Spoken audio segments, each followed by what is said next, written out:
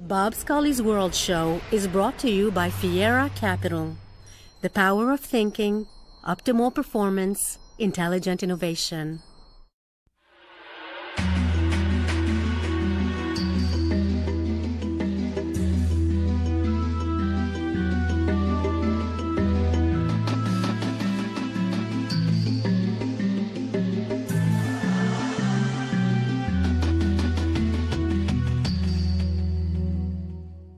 Hi, this is Bob Scully, and welcome to another edition of the World Show, Free Markets, the Fiera series. Quick, name a country that in the 80s and 90s changed its economic destiny forever, for the better, and it has lasted to this day. Now, you could say China, you'd be right on some counts. You could say America, you'd be right again on some counts. Canada, Germany, Australia, many. But if you said New Zealand, you'd be right on all counts, and it's a spectacular achievement. New Zealand fought its way out of the doldrums and has never gone back there since. And one of the people responsible for that is our guest this week, who was Minister of Finance at the time, Ruth Richardson. Here she is. Ruth Richardson, the millennials watching us may find this a surprise, but anybody following economics and the world of politics in the 80s and 90s and who's watching would remember that New Zealand was a shining beacon. It was a spectacular reversal of its economic and political fate. And it had a father and a mother, and you were the Margaret Thatcher, they said, the author of Ruthanasia. What happened? Don't use that word. Okay, what no, I was just no wondering. labels. All right, no labels.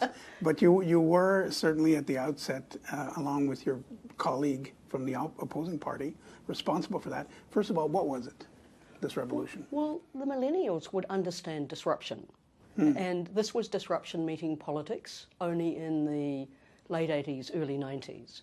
And I went into politics to conduct a free market insurgency. It was about a status quo that was discredited, and I wanted to be an activist in the cause of liberating the economy and securing a basis of freedom as the principle that would drive all policy. And the really interesting thing was that my party had been more meddling, more socialist than any socialist party. And Sir Roger Douglas, who was the first reforming minister, had been socialist in his DNA and by birth. He was Labour, you were National. Yes. He was officially left, you were officially right. In theory, but my party had deviated in favour of socialism, and he led radical market reform. So we had an era where philosophical deviancy was the norm. we both stepped outside what had been the approach and template of our parties, and we did so for a good and compelling reason. There was a burning platform. New Zealand needed desperately to address policy malfunction and economic, if you like, disorder at every level, and it was a time for radical activism, and that's what Sir Roger and I gave the country. And radical activism in power, that's what's astounding. A lot of idealistic politicians who come in with a good set of things they want to achieve, inevitably they're bogged down pretty quickly by the press, by controversies, by the opposition, whatever, interest groups. You tackled all of that, and it worked. That's what's astounding to us looking from the outside. You had the unions against you. You had even accountants with their standards against you. You had obviously the opposition. You had all kinds of groups ready to whack you, and they didn't succeed. Well, it took both courage on our part, that was part, spine was a critical part of the exercise, but more importantly were the ideas that drove the reform. This was a coherent sweep.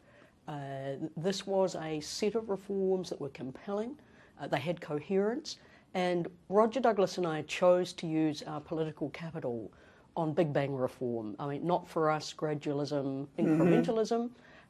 We knew we had one shot at securing a massive game-changing set of policies. We went for the gold standard. We didn't settle for second-order, second-class type reforms. And having transformed the landscape, New Zealand understood what free markets delivered. They liked it. They kept on voting governments in that supported the new template. And I think the experience of both Sir Roger Douglas and myself demonstrates that reform is not a one-night stand. You know, you really have to persist if you're going to secure a permanently new paradigm for public policy. And any time that's been tried, something similar in Quebec province in Canada or in Wisconsin in the U.S., whenever reforms of that radical are tried, they get sandbagged by violent opposition. By violent, I don't mean specific, attacks, but just demonstrations in the streets and constant harassing from editorials and so on. How can you withstand that and still get to your goal? Well, you withstand that because you have a conviction. We were both conviction politicians. You understand what needs to be done, and you're confident that results will demonstrate that these reforms can yield success. So early labour market reform when I first took office yielded the highest rate of job growth in the OECD. I took a huge scythe to public expenditure, halved some welfare benefits, and within a year, our interest rates, which had been in double digits when I first took office, were in single digits and falling. So people could see that there were concrete results for the radical reforms, and so you authenticate the reforms. Nothing encourages a politician like concrete success. So the results came quickly enough to help you, to save you. In other words, the population saw that it made sense. If it had not made sense within 5 or 6 years, they might have dropped you. In the first instance for Roger Douglas, it was more difficult because there was just the broadest sweep of radical reform, and my party was in denial. And Douglas and his colleagues won a second election. We only have a 3-year term, so it's quite limiting. Yeah. In the second election, they got a more substantial majority than when they were first elected because of the state of denial of my party. My party had to get with the program. So I was very lucky that I was able to have Roger pass me the baton and address public sector reforms that he was not able to achieve inside his own party. I mean, a Labour Party cannot do labour market reform. No, obviously, yeah. With a name like that. Yeah, and did you have showdowns? I'm trying to imagine the unions, for instance. You instituted the right to choose your union, or the right to, what we call right to work here, but in a modified form. That's one of the most radical things you can do to unionize workers. Yeah, not just choose your union, choose not to be in a union at all. Right. Freedom to work, freedom for contract. So I can picture the union heads, who are powerful people, going to your boss, the Prime Minister, and saying, hey, get this girl out of the way. We had sufficient of a team of believers.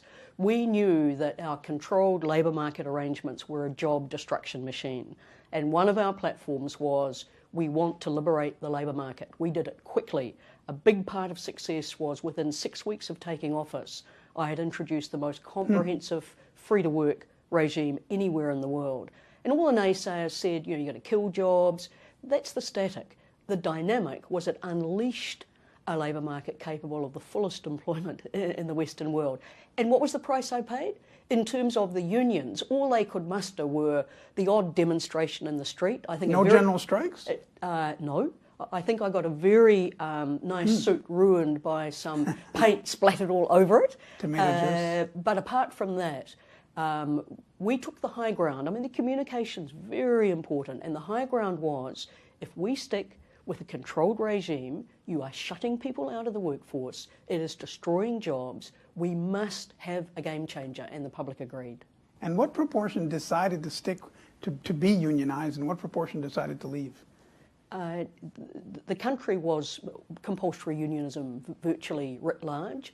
I think of firms that I'm now involved with where of a workforce of, say, 340, 2 are union members. I think on average it's below 10%. So it really shrank. Yeah, but you think about it from not just a finance minister's point of view, but a feminist point of view. So agriculture is a big deal in the New Zealand economy. Yes, we now have agriculture without subsidies. The best paying jobs in our slaughterhouses were on the slaughter floor. The union decreed that wasn't appropriate work for women. Women were consigned to jobs that were paid half the amount. So it wasn't just the finance minister and me that wanted to liberate the labour market, it was the feminist as well. And were you inspired, you've been compared to Margaret Thatcher, of course, many, many times. Were you inspired by what she did with the printers' unions and so on when she came in? And there were some newspaper barons that, of course, were happy and helped her. But still, she the railroad unions, Margaret Thatcher took them all on. That was in the past. When you were doing this, that had already happened. Yes. Were you inspired by it? No, I was inspired by first principles of what a good free labour market code could look for. But of course, I was impressed by her conviction. I understood where she had moved effectively with privatisation and areas she hadn't touched. I was far more rigorous in the control of public expenditure than Margaret Thatcher ever managed to be. You have a time and an opportunity. So the enduring conviction was the DNA, and the enduring idea was faith in markets and prices. And to that extent, we're on the same page. And either before, during, or after, did you ever discuss it with her? I first met Margaret Thatcher. She'd been the leader of the opposition for 3 weeks. She came to New Zealand and Australia, which were economic disgraces. They were socialism, state intervention writ large. She gave a fire-eating speech on Russia. I was probably the only one applauding in the audience. And she then wrote in her book, you know, how economically ignorant she found our then Prime Minister, Robert Muldoon, and the Australian Prime Minister, even worse, Fraser. So she was not complimentary by what she found, and I agreed with her. I mean, it was at that time that I was determining to go into politics to effectively blow up that establishment and install market regimes. And she must have wanted to meet the only lady in the crowd applauding. She must have... Did she go over to you? No, it was, I met her there, but it was in her foreign policy hat. But she was hugely instrumental in changing so much of the Western world's opinion about the destructive nature of the state intervention and the real effectiveness if you trusted people to play to their instincts, to innovate on their own account. So her trust in individuals radiated public policy in the Western world. And most defenders, active defenders of free markets, come to that after a road to Damascus or some kind of lengthy detour from the other side. And even Margaret Thatcher, as a young woman, was not exactly in that bag. Did you come to it gradually? No, I've always been true north. So I was brought up in a farming family. That's quintessential New Zealand. I had a father who from an early days took me to the banker, the lawyer, the accountant. Farmers are free market here in New Zealand. Yeah. And from an early age, when I was 15, I decided I wanted to be a politician, and it was always going to be in the free market mode. This lady was never for turning. For turning. But Margaret Thatcher became the leader of her party. That makes it a little bit easier. You had a boss who was the Prime Minister, and he must have got lots of pressure saying, hey, calm her down. He did, and both Roger Douglas and I suffered from bosses who were not true believers. They tolerated a reform program so long as they understood there were very, very big issues that needed to be tackled. The moment they felt that the pressure was off, they were for having a cup of tea. And when my Prime Minister decided to have a cup of tea, I said, we're out of here. I came in politics to reform, job's not done yet, you've lost your appetite, your will, I don't wish, I don't respect that decision, I don't wish to remain in that environment. And it's true that that was one of the stunning things reading your bio, you were there 3 years. And what you did is so momentous, one would have thought 10 years. You were there 3 years, and afterwards, another logical outcome would have been to fight your previous bosses and try to be the Prime Minister. You didn't want that. No, I went into politics to pursue ideas, not to advance individuals. And one of the most important things that I wanted to do was to institutionalise the responsible conduct of public finances. You know, I was Minister of Finance when I was 39. Never in my adult lifetime had New Zealand balanced its budget, let alone dealt to its debt. Never. And I was very determined, first of all, to take a permanent cut to public expenditure, and then to write fiscal rules that meant never again would politicians deviate from the Fiscal Responsibility Code. So the combination of all of the public accounts being a generally accepted accounting practice. So you accounted for everything, not just cash, but assets, liabilities, contingent liabilities. The discipline of high quality public accounting with my fiscal rules about what fiscal responsibility involved changed the nature of the conduct of fiscal policy in my country forever. We're the only Western world that is now in surplus. Our public debt is under 20% of GDP. We take an investment approach to all of the public estate and portfolio.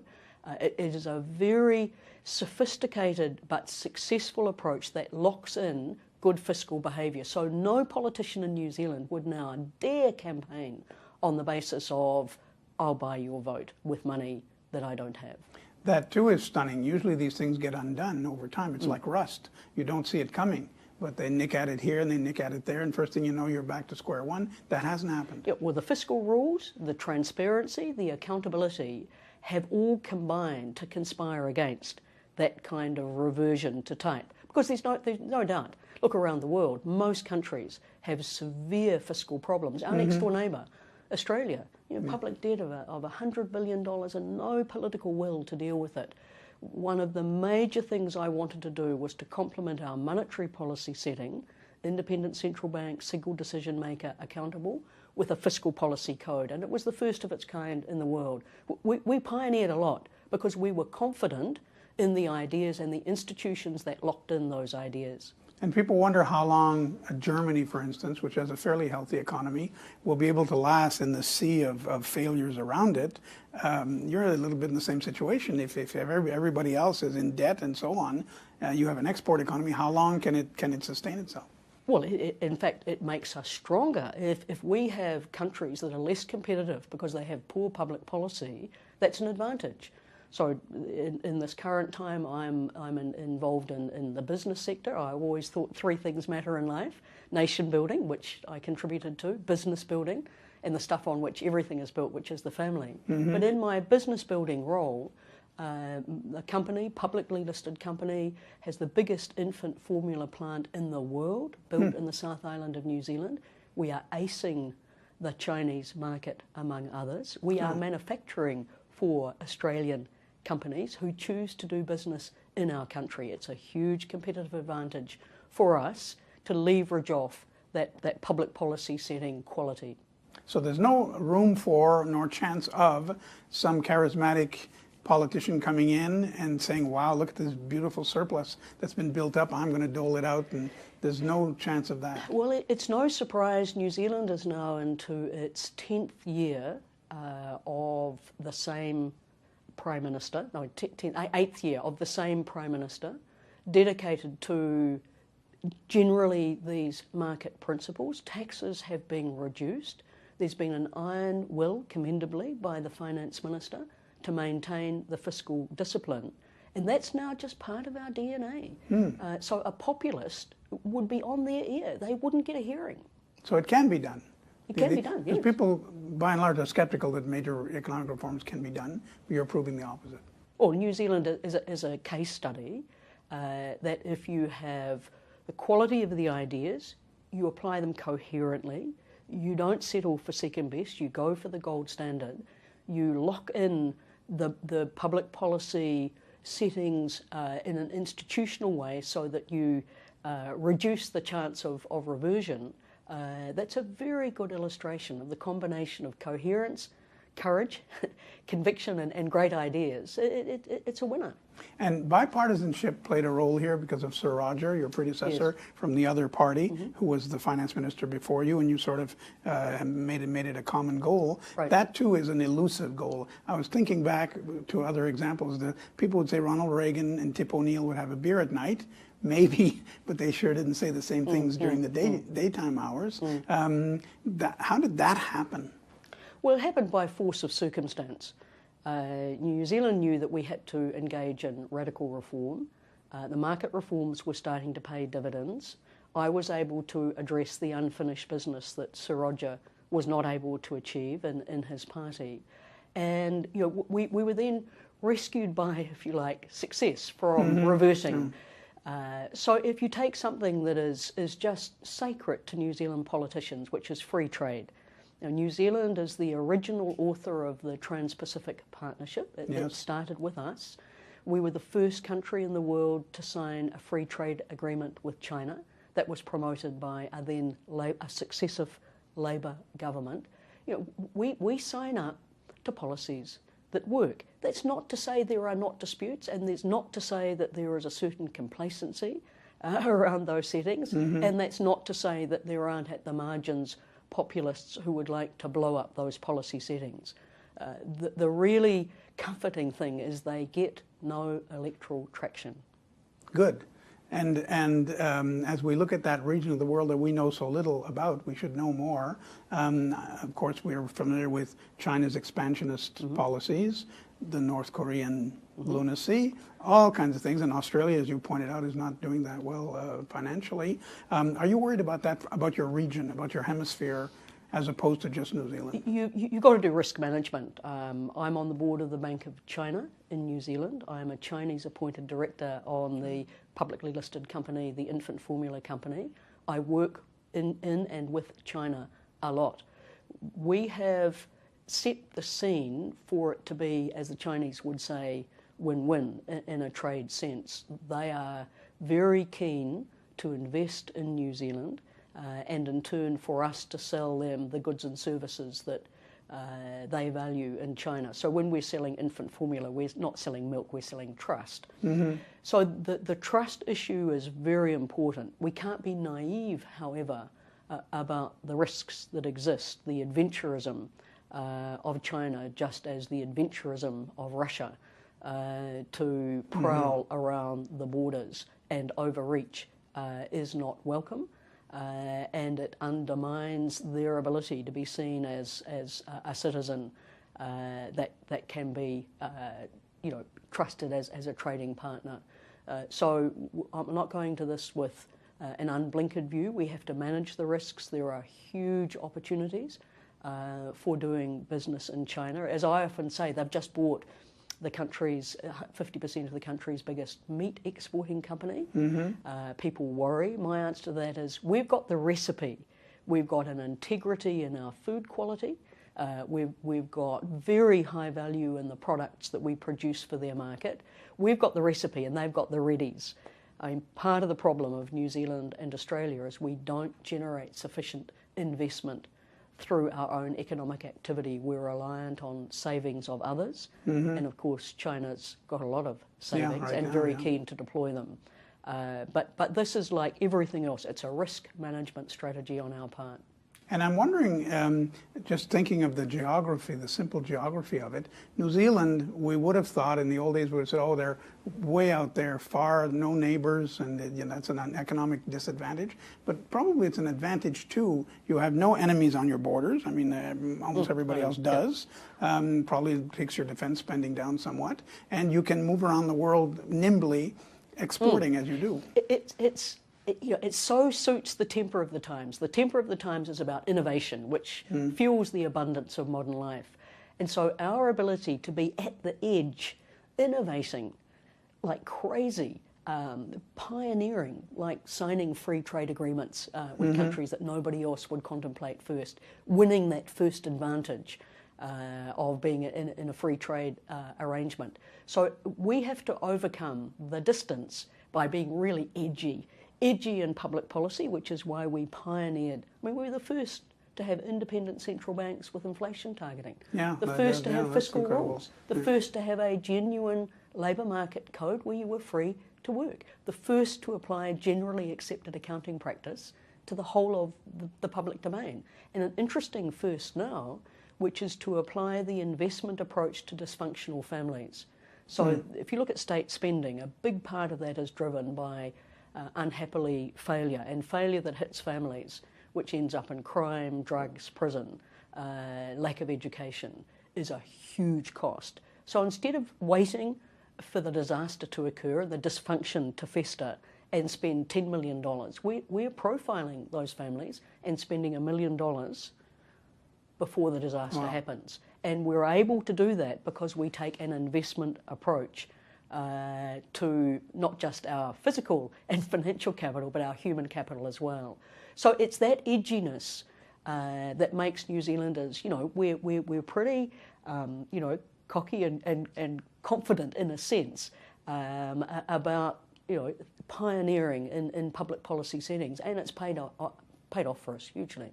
Well, Ruth Richardson, the next time I sit in front of a rack of lamb, of New Zealand lamb, because that's what we have in Canada, before I enjoy it, I will look at it with great respect I'll know something about it.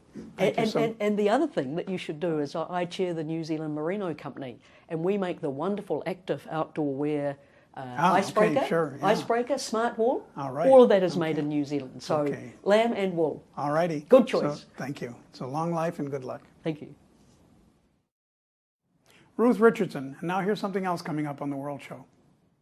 We should all thank capitalism when we go to the supermarket. 30,000 products. The aisles are wide. It's well lit. It's open 24/7, unlike anything government does.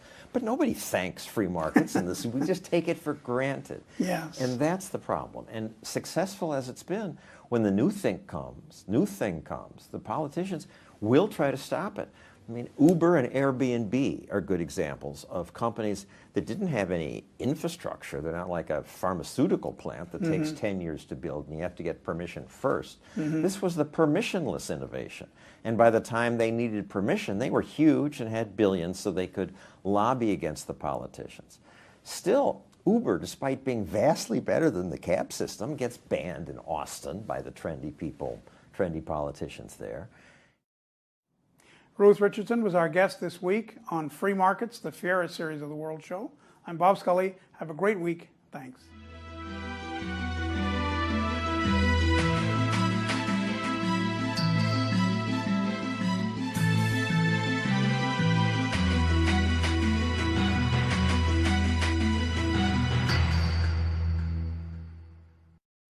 Bob Scully's World Show was brought to you by Fiera Capital. The power of thinking, optimal performance, intelligent innovation.